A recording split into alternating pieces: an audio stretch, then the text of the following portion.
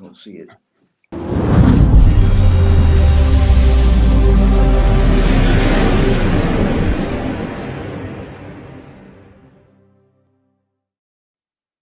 Good evening. Is it time to call time on the BBC? Is Auntie's Day up? After recent controversies and many ongoing problems with this giant corporation, maybe it's time we discussed it. To help me discuss this issue, I have two esteemed guests. Firstly, Mr. Roger Helmer, former MEP and bon vivant and raconteur of great standing. Roger, absolutely great to have you on the show. Super to be with you, Bill, and I always feel better for hearing your introduction. It's a pleasure, sir. And Stephen Woolfe, former MEP and now chairman of the Centre for Migration, one of the most charismatic speakers in the European Parliament during our time there. Stephen, good to have you on the show, mate. Well, it's great to have you. I think the title really should have gone to Roger, to be honest, on that. Well, I gave Roger enough of a boost. I didn't want to get even more confidence. I'm not going to be able to get out of this chair after that. It's going lovely to be on again. Right then, guys. Well, it's a pleasure to have you with me, and let's get right into the meat of this. The BBC, the latest of a long line of controversies, was the Dyson report, where its findings were absolutely damning about the BBC. In particular, the way that Mr. Bashir got his interview with Princess Diana, and we all saw that very regal and dignified response from Prince William, which was highly damning. Roger, when you saw Prince William speaking about this and when you were aware of all the details of this report, what were your thoughts? Well, Bill, I'd love to say that I was shocked, but honestly, I don't think I was shocked. I dare say most people weren't shocked because we all knew there was something seriously fishy at the crossroads, as it were. I think what was surprising and shocking, perhaps, was the extent of the BBC's cover-up and collusion afterwards. Clearly, as so often happens in politics, they were desperate to prevent the word getting out. And it's almost a truism that it's the efforts to cover up what happened to start with that really do the harm. And I think that is the case here. But in terms of Prince William, I mean, I think we're all getting the impression, certainly I've got the impression over recent months, that Prince Harry is falling apart, whereas on the other hand, Prince William is gaining in stature and really, I mean, never mind Prince Charles, Prince William looks like a future king in waiting. And he certainly had a big build-up to that impression in his very dignified and measured speech. But to the extent it was dignified and measured and reflected well on William, it reflected extremely badly on the BBC. I can imagine those executives at the BBC smarting as they watched it. And I think in hindsight, William will be very happy at the way he handled it.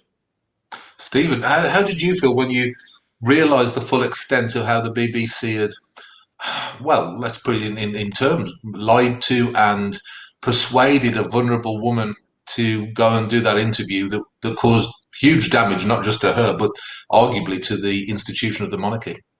I think any right-minded person would feel a level of disgust at the impropriety of those who were involved in taking that young, vulnerable princess at the time. And of course, she had, like every human being, we have our own insecurities and faults, but at that particular time, it was a dreadful thing for them to do. And there's no doubt from what you heard from the princes that the impact of that interview and the consequences of what happened afterwards had a serious impact on her health. And so the BBC and Bashir and those in the senior levels of the BBC that supported him and, as Roger said, hid this offence and have subsequently over the years undertaken a cover-up, attacked the Sunday Mail when they tried to bring out the facts about the bank statements that were falsely used to persuade the princess to have that interview. They too should be holding their heads in shame. And what I'd like to see actually is the police investigate whether there was the collusion to commit any offences in terms of having that impact on her, because I do not believe that the words of reform that are leaving the lips of senior management of the BBC will lead to any significant reform of those in senior management, in journalism that are there, the senior editors, because there is an institutional protective element of those people in positions of power in the BBC who, like Cummings said yesterday about the civil service, who spend their time trying to avoid having their heads above the parapet and trying to avoid anything that has a negative impact on them. It's not about the truth. It's simply about trying to push it under the carpet and hope it goes away. And that's why the BBC is in trouble.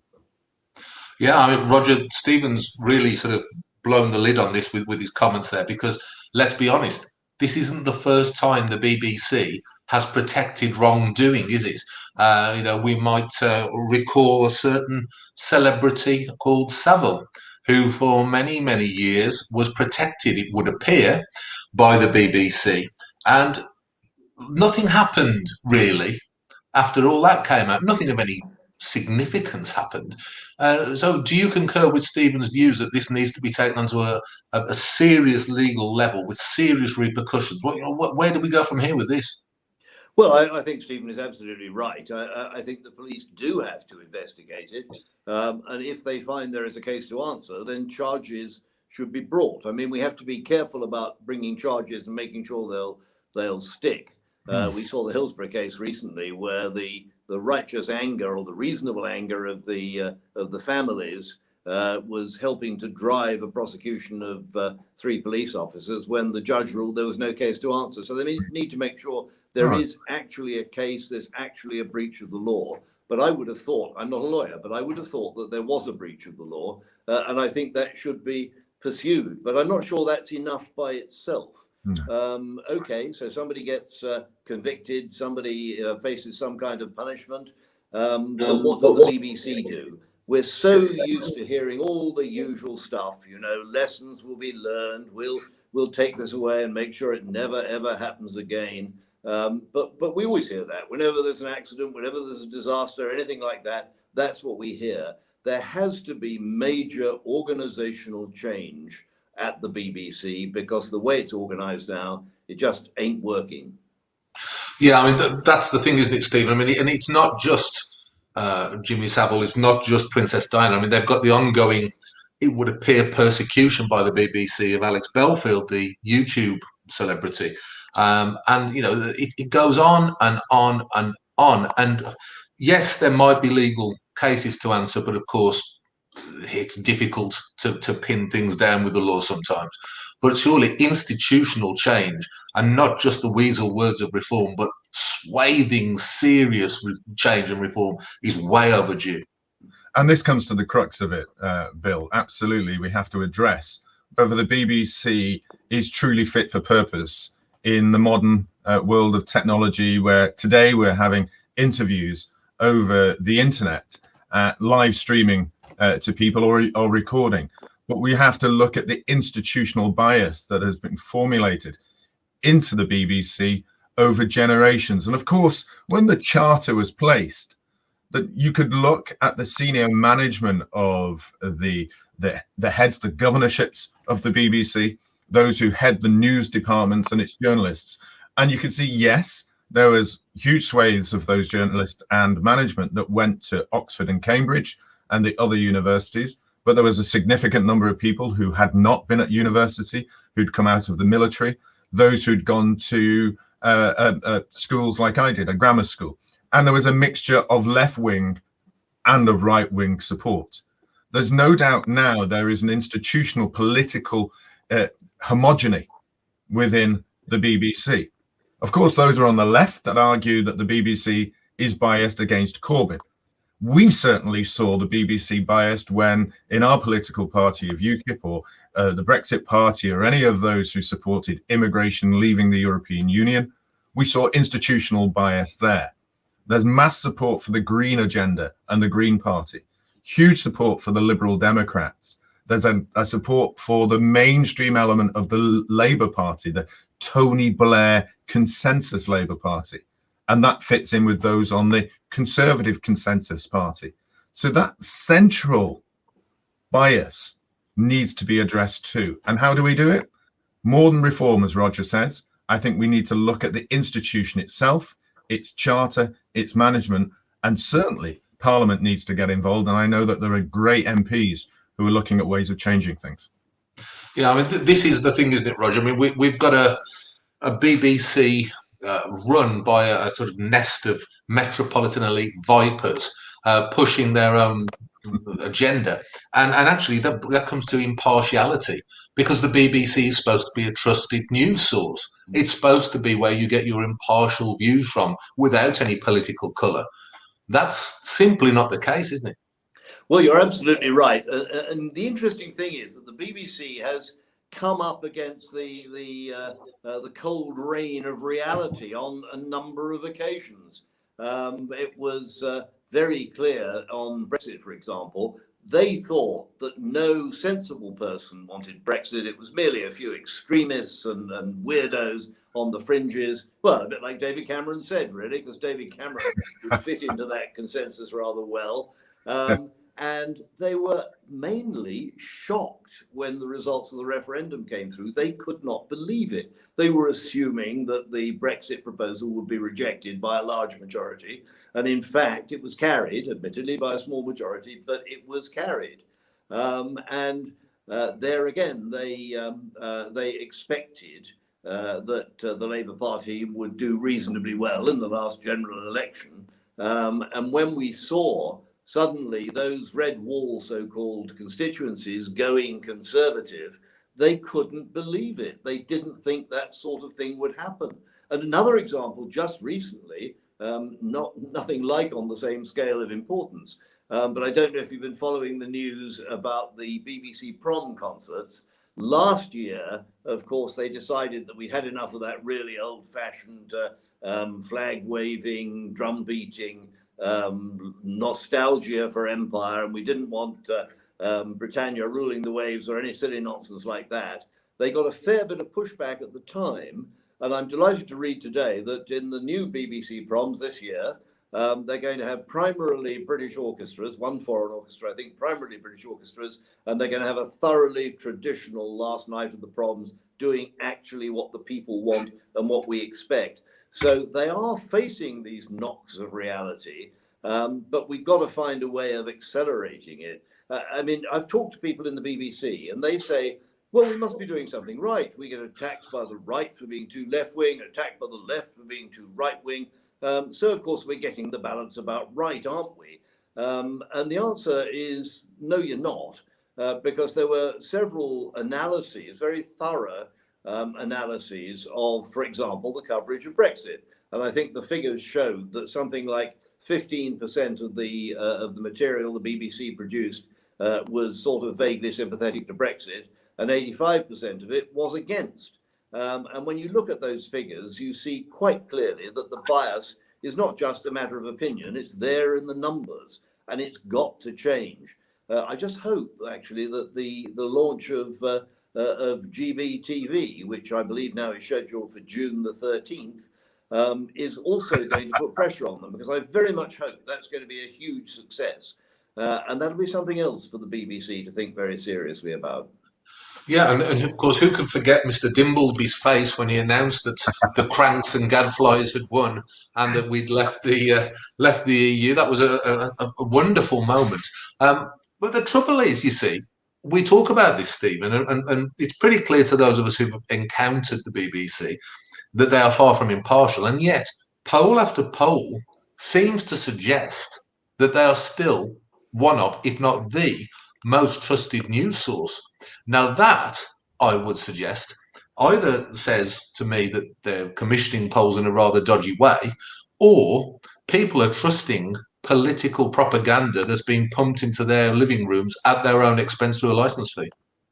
I think there's an element of both of those, actually, to be frank, Bill, because if you look at what they're saying is the BBC controls a huge chunk of our public media. I mean, in terms of radio stations, it's about 80%, if I'm not right, about the control of how much the output is taken by people in Britain. If you look at the television, by far it's the biggest supplier of media in terms of news shows. It's much bigger than the ITV, hugely bigger than Channel 4.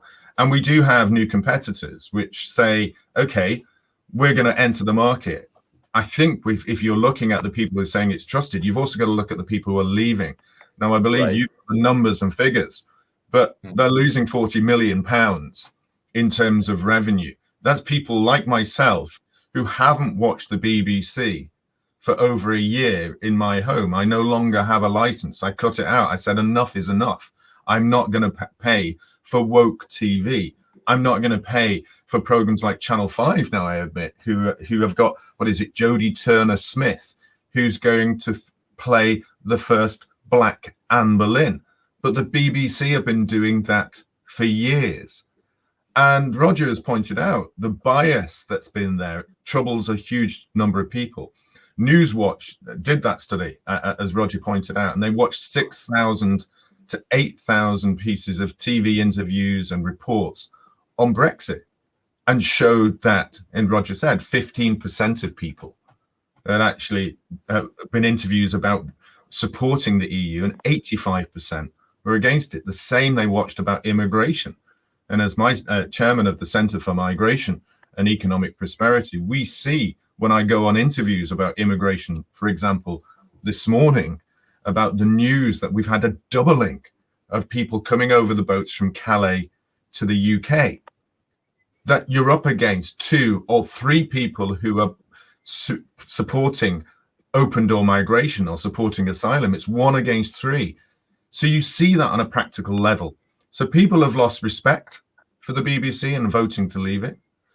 We can talk about the journalists who've whistleblown on the bias within the BBC, and you can see the mistakes by senior journalists like Bashir and their bosses that is really bringing down the BBC. Time is now for change. Yeah, I mean, and we see competitors like, as you mentioned, Roger, GB News setting up shortly, which I know a lot of people have very high hopes for, and certainly Andrew Neil was always the toughest interviewer that I ever had the pleasure of facing, and I've actually seen people in the green room actually having to run to the toilets and be sick with fear before going on, which was always good fun to watch. You, Bill, never happened. No, Roger. I think I was just too completely numb to everything to even notice what was happening, to be honest, Stephen. But some of the more aware people were, and these competitors and the damage that's being done with people removing themselves from the license fee, £40 million a year, Roger. I mean, in a business model, it's not sustainable, is it? And this is actually the state costing us money in a massive way here. And, until they put on the version of the Barack Obama story with Lawrence Fox playing the lead role, then we're going to have to wonder about the impartiality and lack of woke that's going on. So is it sustainable, Roger, in its current form? Can the BBC continue as it is? Well, I don't think it can. As Stephen has said, the BBC itself is very worried about young people who are simply leaving it and not using it, and not interested in it, probably don't even switch on a big television in the corner of the room, but they rely on their iPads and their phones for any information they want. They probably don't read a newspaper either. Now, when I was a kid, and that's an awful long time ago, I think the model made sort of sense, because there was, to start with, only one national broadcaster. And sure, ITV came along eventually, but you didn't actually have to pay for that. It wasn't like Netflix. So a license fee model certainly made a certain amount of sense. But now, when we're being bombarded with offers from all over the place, Netflix and YouTube and the Disney Channel and Apple TV and all these people, and there's such a diversity that the idea of a national broadcaster actually mandating a license fee and sending people to jail if they don't pay, I mean, it's like the window tax or the poll tax. It's just hopelessly out of date and hopelessly inappropriate for today. So another model has to be found. The other thing is, I hope, Bill, you'll forgive me for raising my hobby horse, But while we're on about BBC bias, it is just extraordinary the extent to which they keep banging away at the climate change thing. I think we have to accept there is a majority of the public and of scientists who now go along with the orthodoxy on climate change. But the BBC just seems to find nothing else to talk about most of the time. The actual amount, I've had people say to me, I was doing a TV interview a couple of days ago, and the guy on the other side, it was a bishop, what's his name, Hume, I think. The bishop was saying, well, the BBC is wonderful, and look at David Attenborough and those films of wildlife he does. They're absolutely marvelous. And I said, hang on a minute. I said, it's nothing but climate change alarmism propaganda from start to finish. So we had a bit of a good deal about that. But that's an issue where they don't even allow an alternative opinion. And really quite important and senior people, including a former chancellor, Lord Lawson, who is not allowed to go on television and talk about climate change. So it has just given up a pretense of any kind of balance there. And of course, we remember David Bellamy, who had his career cut short because he questioned climate change. One of the things, though, Stephen, is I seem to recall that you were one of the first UK politicians and certainly UK MEPs who really got the most out of the internet and using YouTube when you were in office. And I think the BBC controls huge amounts of the coverage that we actually get on the internet as well. In terms of clicking on for your news, it's a massive amount of coverage, and possibly another reason why they got it in for Alex Belfield as well, because they don't like competition on there. So it isn't just over the airwaves where this monolith is dominating everything we see. It's actually in the new agenda, the new sphere of the internet world, isn't it?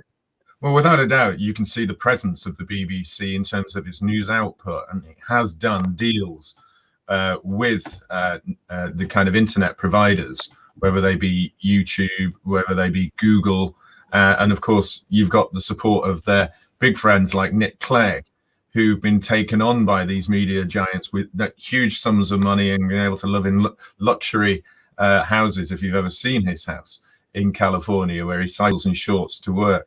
And they have this cozy relationship, that cozy relationship that I talk about in terms of where they went. So you're looking at the BBC has nearly 46% of its senior news staff just went to Oxbridge.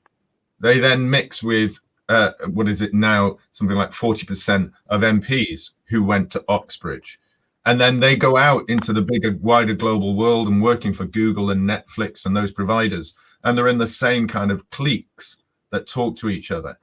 And whilst the BBC has control of their chunk of the internet, they have the same agenda as we're now seeing on Netflix, as we're seeing on Google and YouTube, who stop people like Alex Belfield, who prevent people like Roger and Mr. Lawson from discussing subjects they don't like. You hear it. How many YouTube stars have been cut off? How many times are you seeing people on Twitter having their accounts closed? And then it's replicated on the TV and radio, where you get very few people being able to debate the other side of the argument. The BBC are not alone in this agenda of suppressing it. And of course, that's a different topic on television and on this show for the future. But that is why I'd like to see legislation thoughtfully considered by MPs that would force them to have impartiality at its very core. So that if we do have the BBC existing in its current form, they have to have equality of opinion. That Roger is regularly up there, but not only just Roger talking about the issues of the climate change agenda from the other side, but he's also got other people that also can be used too. We don't have that equality of argument in legislation. And that would also force then Google and the other titans to be able to do that too. Yeah, and at this point, I'd like to apologise to anyone who was as horrified as I was by the image of Nick Clegg in his shorts.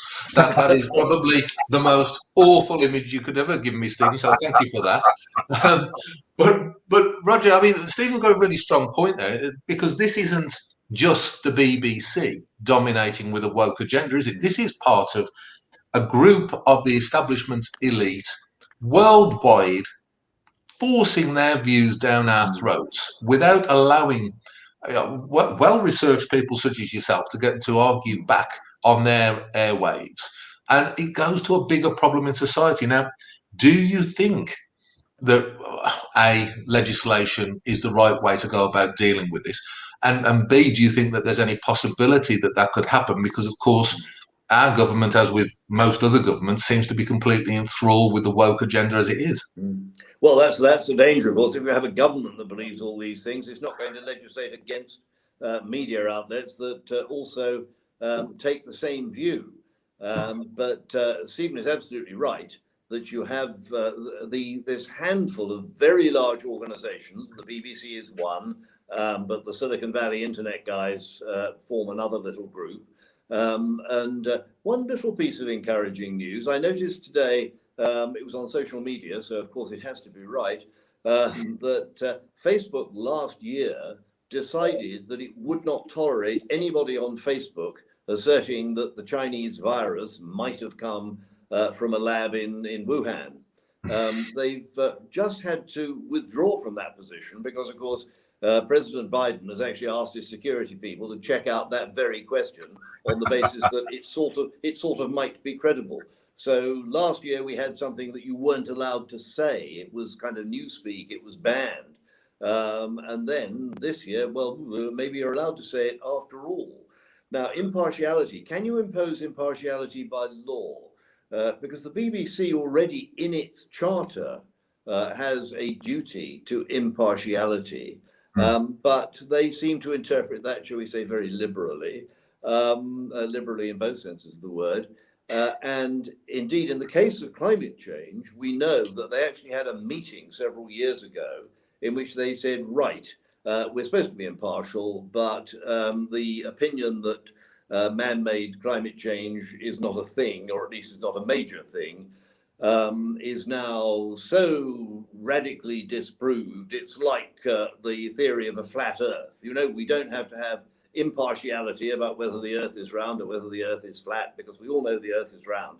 And it's now of the same status as that. We don't have to have impartiality as to whether man-made climate change is a thing or not, because we all know it is, and anybody who says differently is not worth listening to. So they justify to themselves why a major issue suddenly can be ignored. And then I'm quite encouraged, actually, on the sorry if I talk about climate change, Bill, but you know what I'm like. On the net zero issue, of course, the starting point is everybody agrees that net zero must be done immediately, and we don't care how much it costs, because losing the planet is worse than any cost that we might incur. Well, now we're starting to see a bit of pushback. We're starting to see the car industry say we're going to be ruined if we go ahead at this rate. We're starting to see people in Parliament saying the poor will get poorer. People won't be able to drive cars. People won't be able to afford to heat their homes. We cannot afford to do it. Either we must find a different way of doing it, or we must do it slower or something. But there are significant voices now actually pushing back against some of these truisms of the BBC. And I wonder when the BBC is going to start talking about them. Well, this is it, Stephen. I mean, I think Roger's view about imposing impartiality through legislation, that it might be difficult, is an interesting one to counter. But I'd also like you to discuss, if you will, about what he's saying about the fact that some of the blatant changing of reality that we've seen over recent years with there is only one point of view that is valid on all these things and you must not counter it, and particularly as we just discussed with a certain virus that we dare not mention having originated potentially from a lab that was investigating that certain virus, which was before completely banned from being said, and now kind of because it's the bleeding obvious, it's something that they can't resist. So do you think that the forces of common sense and actually what is correct will help to balance this? And do you think your idea about legislation is a goer, or is it as difficult as Roger suggests? No, common sense isn't going to work on its own, I'm afraid. I mean, here we are, we're proof of that in ourselves. Yes, we were able to argue over a period of 15, 20 years that leaving the European Union was the right thing. But we've seen the powers of those elites, and particularly this centralized control of the media and the message and the support of the opponents, that were very difficult. And we do know that the left in particular loves to use legislation to control human beings. We saw that in the Human Rights Act being imposed in the United Kingdom. We saw that on equalities legislation that began, first of all, with saying it's race. Then we moved into sex. Now we're moving into a situation where people who support the idea that a man has genitalia that shows that he's man at birth, and a woman has genitalia at birth, and if you don't have that, you're not a man or woman, is being used as being, transphobic, and that's being used in legislation. So legislation has been used to indoctrinate and control the population, and it's therefore used as a weapon to support those in media to counter those who oppose the argument or have an alternative view. Now, we've seen this at universities, where we're seeing people who supported the idea of equality, where you saw people who supported LGBT issues have been no platformed. And what has the government done? The government has suggested that we have to bring in legislation to control the universities to ensure that there is equality of debate and argument at that. Now, it's great to hear that, but they recognize that the only way to transform this cultural shift, where politics is no longer about left and right, it's not, to an element, it's about the elites versus the masses, but it's also a cultural issue, has to be challenged through legislation. Now, as a lawyer, myself, I don't like it. And a libertarian, I don't like the idea that we move away from this fundamental core of what made us English and then British, which is a common law defined from our experiences of life coming from bottom up. It's why I oppose the European Union, which is a top-down scenario where they think of everything of controlling you through legislation downwards. But how else are we to try and bring the balance back, where common sense was great before, but the left legislative agenda is controlling the minds and the beliefs of people in this country? We have to fight back, and unfortunately, legislation is our only hope at the moment. So there you have it, Roger. I mean, we are being legislated into subservience, and we are losing common law and all the things that made living in this country great because of the acts of left-leaning politicians and lawmakers and so on and so forth. And the only way we can counter it is actually to reverse that by using their tools against them. Well, I think Stephen has a very strong point there. Certainly the law in Britain now has reached a stage of absolute madness where somebody can say that remark of somebody else I take as a racist slight, even if it isn't at all. The law is quite explicit. It says if the alleged victim thinks that a comment was a racist comment, then that makes it a racist comment, which is, how do you have a law that actually says something that everybody can see is plainly not true? And again, on the transgender issue, we are moving to a situation where you are not allowed under the law to state the truth, that a person who is born male is male and a person who is born female is female. So the world is moving on to a very dangerous position. I mean, basically, I think Stephen is right. We need legislation. I'm just concerned that it will be terribly difficult in many circumstances to make it effective. Well, Steve, let me put another scenario to you. We've got legislation affecting the BBC and other things that we're against, and we're looking at legislation to force the BBC to be more neutral. What about if we legislated to let the markets decide? And what I mean by that is the complete breakup and privatisation of the BBC, the complete deregulation of the airwaves even, and allowing people to say what they wish to say, to put what news they wish to put out on there, and for the markets to decide, because if they don't get enough viewers, they won't get the revenue, they'll go out of business. I think there's a very strong argument for that. I think there's a very clear argument that the BBC have to face up to the kind of deregulation, particularly of the airways and radio, for example. I think that's absolutely clear. I think in terms of the BBC needing to face the competition more strongly and prove that their agenda and their arguments are sufficient to allow people to support them, because of course, if their arguments about being biased or supporting the agendas that we might oppose or question are great, then they would have sufficient people buying their product. My only kind of alternative to that is a kind of memory of the past. I think at times of national tragedy, a need for bringing people together, a need indeed when we watch sporting events like the Football World Cup, there was a real great need for the BBC at that time. I think Roger talked about it in its terms of beginnings. And I hark back to a time when the BBC was truly a mixture of people from different backgrounds, different political ideals, were much more open, were much more supportive. And if they could come back to that, then I think a national champion that is balanced is great. And in terms of sport, was able to give us all the option of being able to watch the FA Cup final free, rather than being controlled by Sky and blocking out people from watching that. I think in terms of that would be great. But I'm not hopeful. That's my problem with it. And maybe I'm looking to the past and dreaming of a summer's day of being able to watch the cricket at Lord's and England versus the West Indies free on TV with people from both sides saying how great it is. But it's just not happening. What we're doing, the political agenda, social control agenda, cultural agenda is brought into everything, to sport, to Strictly Come Dancing, to cooking cakes.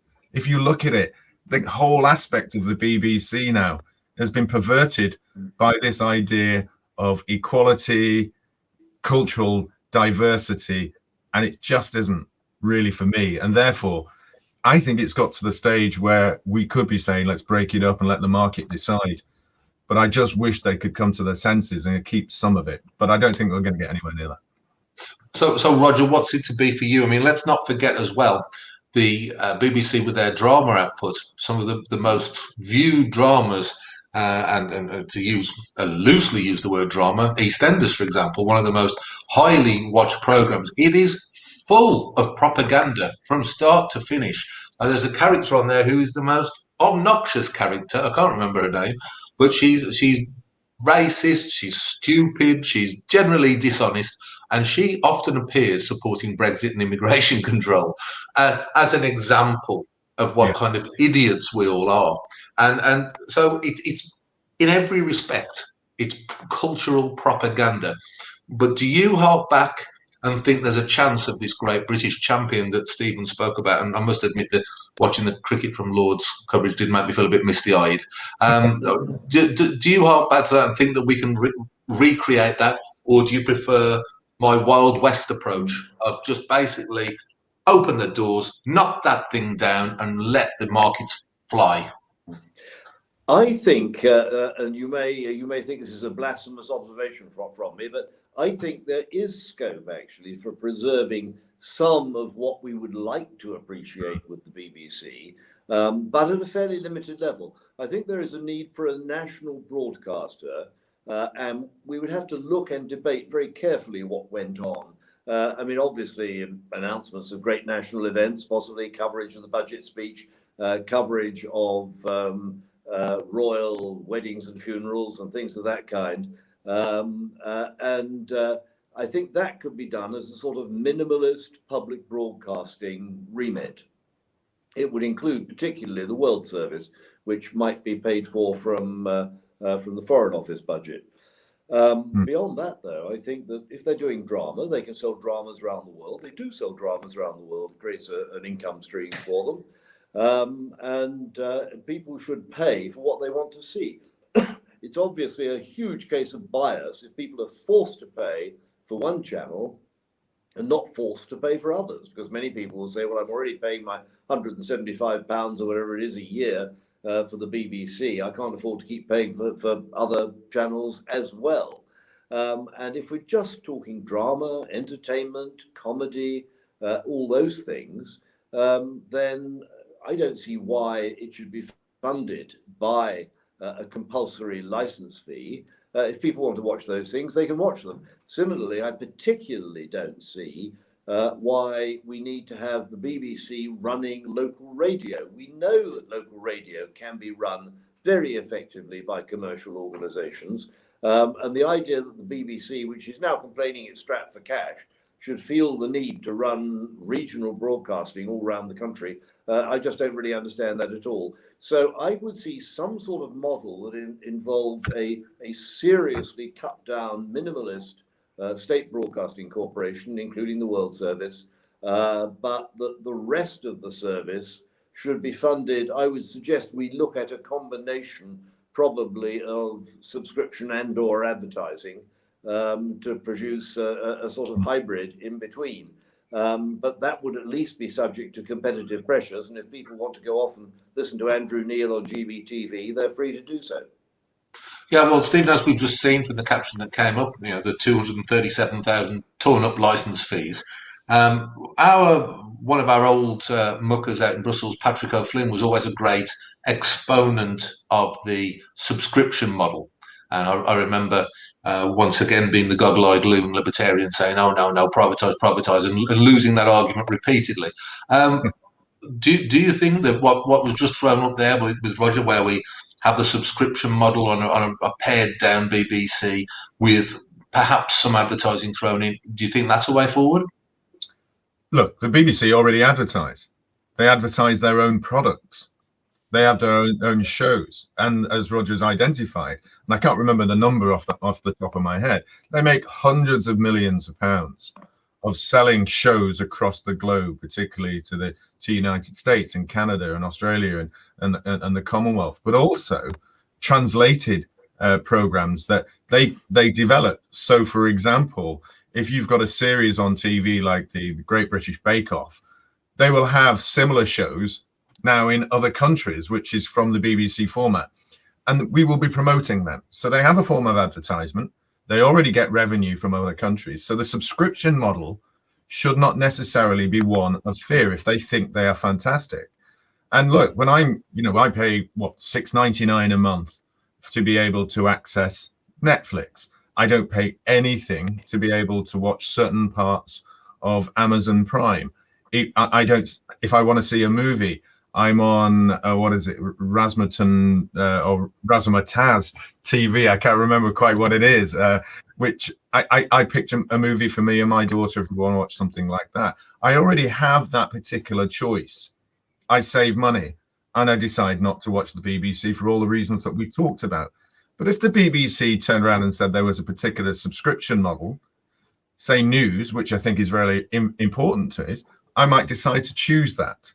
I certainly wouldn't be watching EastEnders, which, by the way, Bill, I don't think should be called EastEnders anymore because there is no one that looks like that cast who live in Tower Hamlets and EastEnders anymore.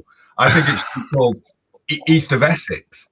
I think that's where most of the people who represent the individuals in that show and they kind of mix all live in East of Essex. It's nothing like it at all. But if I didn't want that show, why should I watch it? Why should I pay for it? Yeah, and I pride myself on not watching it, although I did happen to notice a couple of times and was so horrified that it made me sure I wouldn't watch it again. So, Roger, we're coming towards the end of our discussion time. To summarise, the BBC then, I've made my position clear. I'd want to rip the thing apart, sell it off, get rid of the lot, let the market forces rip. Your position, still love Auntie Beeb, still just love her, but want to spruce her up a bit and make some changes to her? Oh, I think I'd be a bit more radical than that. Yes, and I don't know what we call what was left, but I think there is a role for a state broadcaster, but I'd like to see that debated both in Parliament and in public over a period, so that we end up with something on which we could reach a consensus. But the great majority of their output, as I say, I think should be handled on a commercial basis, whether subscription or advertising or perhaps a mixture of both. Good heavens, Nigel Farage investigates crisis at the US border. Sorry, I'm just picking up a note appearing on my screen as we speak. Yes, so essentially I'm with you on privatizing. I just think there might be the bare bones of a skeletal national broadcaster left, and particularly the issue of world service, which I think is part of global Britain's positioning in the world as much as the royal yacht that we hope we might see shortly, and so on. So I think there is scope for doing these things, but at the same time, the whole media world is moving ahead so fast with new channels and so on. Certainly, I don't myself want to be paying £175 a year. I'd rather pay it to some other source of television that I might actually want to see. Yeah, probably Opera TV, Roger, or something like that. Absolutely, yes. I keep thinking I must sign up for, we're not allowed to advertise, are we? Sky's Culture Channel might be worth having a look at. Yes, I'll recommend you some good rock shows on there as well. Yes, and nice to see that Nigel Farage there finding another border to patrol. I think that he's got fed up of being in his boat just off Dover, and he's moved to the USA border to have a look at. So good on you, Nigel. Keep on the good work. So, Stephen, Auntie Beeb, where do you stand? What's your solution to the situation? You know, you're the Prime Minister. What are you going to do? Okay, systemic failures and bias exist within the BBC. And so initially I would implement legislation that tries to force Ofcom which is supposed to be the overseer of the BBC's charter, to actually do its job better. And if not, there should be options for individuals or groups to be able to challenge the BBC for systemic bias and the failures that they do. Then I would look at legislating for the dismantlement of parts of the BBC. And here and I, Roger, are probably in strong agreement. I think there needs to be, for global Britain, the idea of a BBC that is culturally British, that shows the diversity of our nation by all means, but actually is proudly patriotic, supports the institutions, and supports that diversity of argument as well that exists in our country and can promote Britain globally. Certainly parts of the BBC should be able to remain on that. The rest, then onto a subscription basis, legislation to privatize the BBC if they want to have parts of it privatized, others to have a subscription, but no way should we ever have the license fee anymore. That should go. It should be abolished. And people, if they want to pay for the BBC, it can come through core central taxation for the parts that we think are necessary for the promotion of Britain going forward. Excellent. Right, before we wrap up, guys, I know you're both always active. You're two men who never, ever have a peaceful moment. So, Roger, you've mentioned some of your hobby horses tonight, particularly the climate change and debate and so on. People want to engage with you on this subject. People want to learn more about what you know about this subject. What can they do? Well, there's an awful lot of very good books on the whole question of climate change, and covering the whole area of climate skepticism that we're not allowed to discuss on the BBC. So the information is out there, and there's an awful lot available to read. My recommendation would be get a conventional book, perhaps by Al Gore or somebody like that, and see what they have to say. But get a book by Schellenberger, for example, has just written an excellent book, and Bjorn Lomborg has written some wonderful stuff. And these people are worth reading, and you suddenly realize that the world is a lot different from the way it's presented by the BBC and by the establishment. So it's well worth people doing that. Excellent. And if you see at the bottom of the screen, you'll see the toolbar where we have a show coming up soon with the science and evidence behind what's happening with Professor Lawrence Krauss and Paul Burgess debating.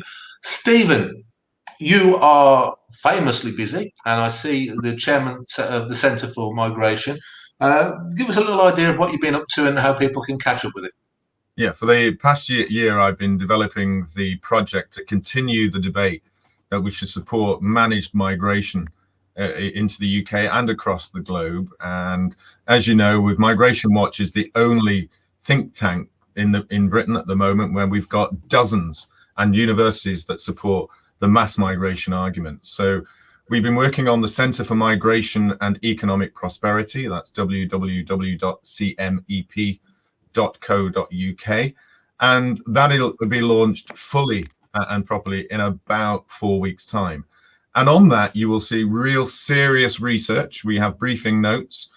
At the moment, I'm working on the briefing notes about how many people are coming over and the cost to the UK from Calais to the UK. On top of that, we've launched libertatio.com. That's LIBERTATIO. It's the old English word for liberty. And I hope that Roger will write some of his pieces like he used to do on that site. It's a global channel that will have a publication arm. It has videos. It has my own Woolfe report that's on the YouTube channel. We'll go onto it.